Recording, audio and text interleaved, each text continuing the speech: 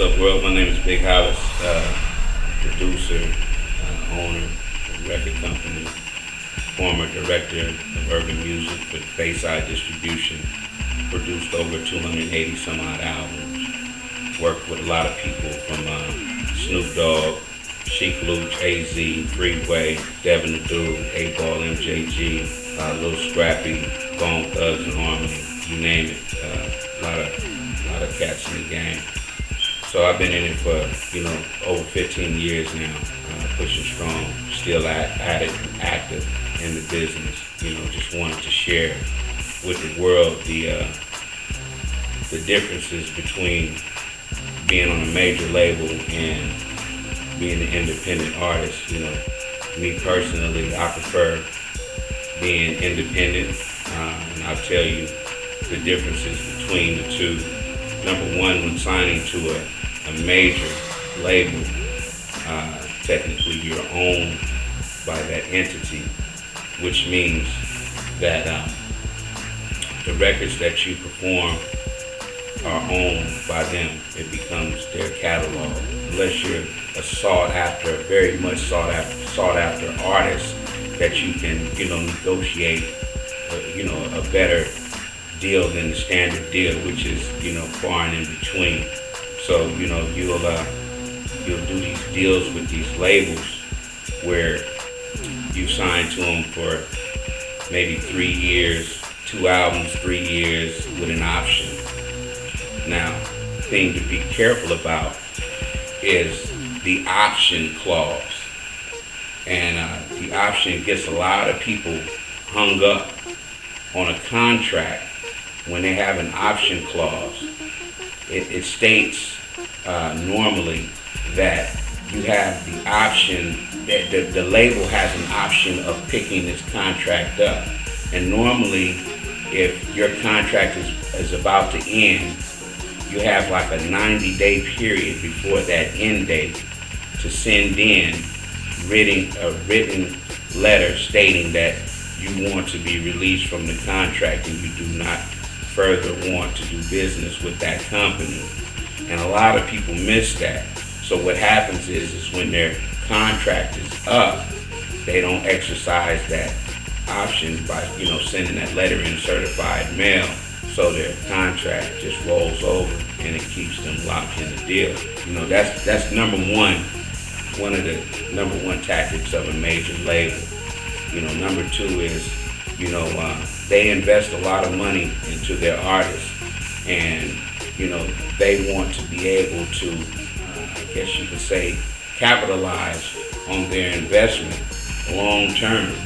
So that means everything that you do for them, they own. So, a lot of artists find themselves, once they become, quote unquote hot, the labels, stop showing interest in them and, stop giving them, budgets to do records and so on and so forth. But they may have just came off of this, big, whirlwind of success of a lot of hot records and, a lot of hot songs.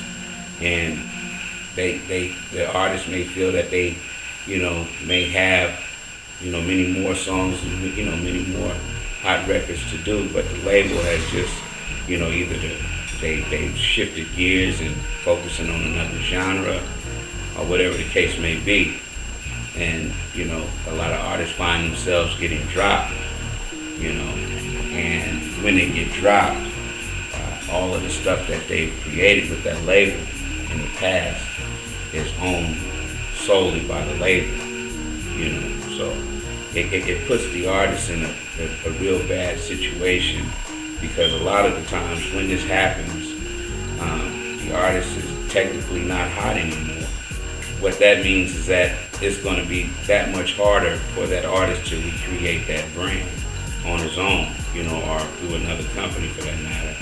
So, number one is, with majors, you always want to be able to understand contracts.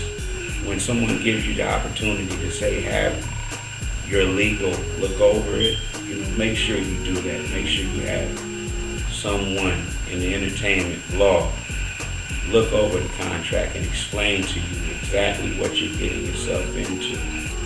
because for some people it works, and for the majority these days it hasn't been working. And we find a lot of major artists right now crying and upset about how they're getting treated by their label, even from the point of the major labels controlling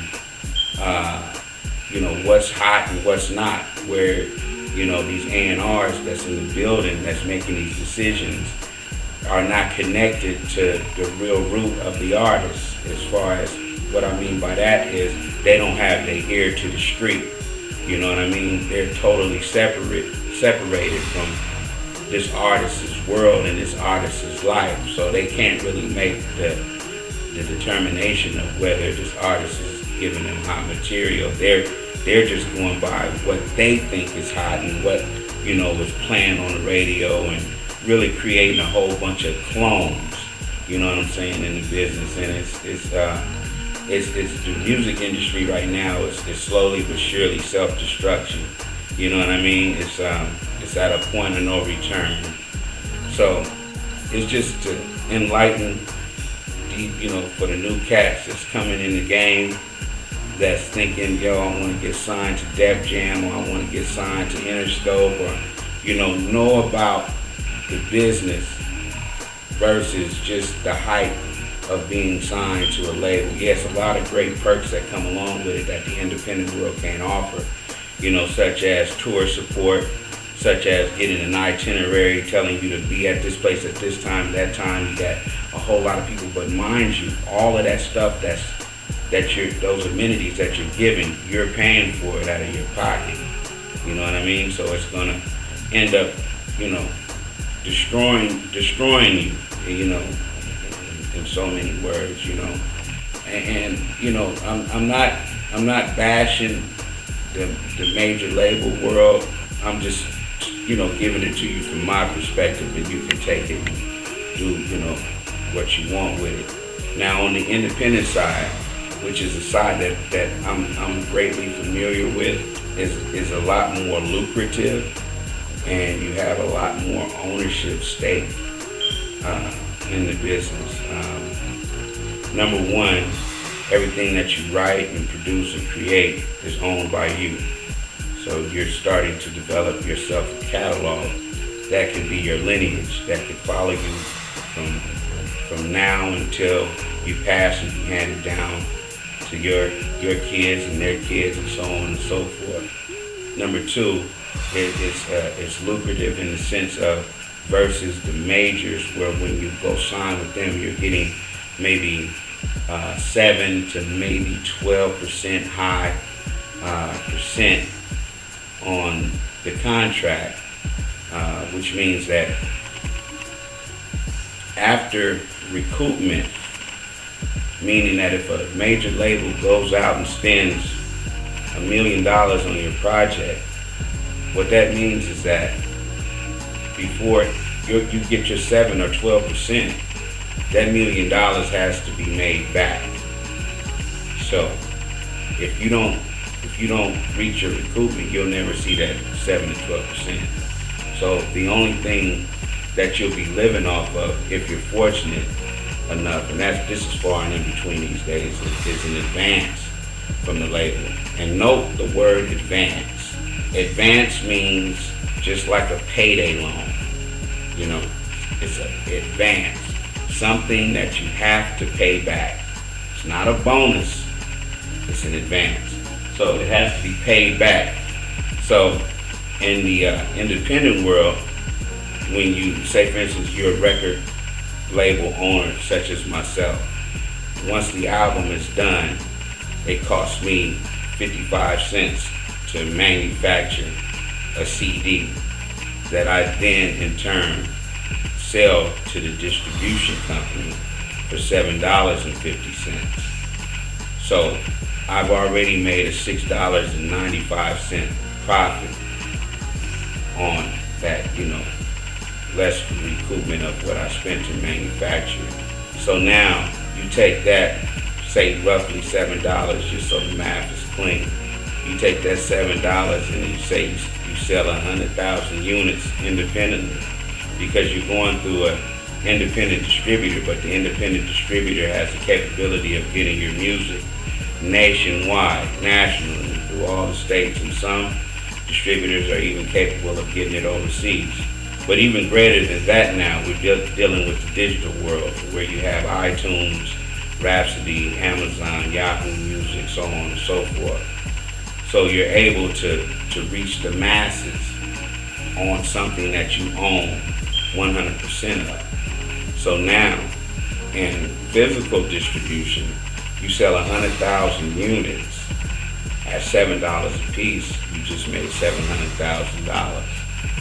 Versus if you sold 100,000 records on a major label and the budget was $1 million, you're still $300,000 in the red, because, I mean, technically sometimes in the major world you make maybe, $1 or $2 more than what you're making in the independent. So you'll still be in the red, whether it's 300,000 or if it's a 50,000, 75,000, you'll still be in the red. So it's a lot more tougher to achieve success on a major label than it is being on an independent label. So number one, independent, you own your stuff lock, stock, and barrel. It's a greater return versus the majors. You number one, you don't have anyone controlling your music. If you feel strongly about it and your surroundings and your area that supports you feel strongly about the music that you're doing, so be it. You put that music out, you stand on it, you release it, and if it is what you think it is, it's going to do well. So you don't have an A&R in your ear telling you that that's not hot, let me get you this beat from this dude, and absorbing all of your budget just on shit that they think that I want to beat from dude because he's the hot producer right now. Well, maybe that dude don't work for your style of music. You know what I mean? So it's a lot of these cats that's making a lot of decisions that's really fucking a lot of artists up these days. And I deal with a lot of artists that were on major labels that I'm now educating to make the transformation from the major world to independent, because it gives them a lot more longevity in the game and a lot more ownership in their brand, and you definitely need that. So we're gonna be breaking this thing down for you in little short intervals. We don't want to preach to you or whatever, but we're going to be giving you from time to time a lot of great information for the new cats that's coming in the game that want to start their own business, their own record company, or if they want to just be that internet success like Soulja Boy was. We're going to be teaching you guys how to accomplish this the right way, the things to look out for. We're going to be teaching you about copywriting your music. We're going to be teaching you about publishing. We're going to be teaching you about manufacturing. We're going to be teaching you about digital distribution. We're going to be teaching you everything that you need to know to own and operate your own company. And we're going to also give you the reasons why you want to do this versus, the major world.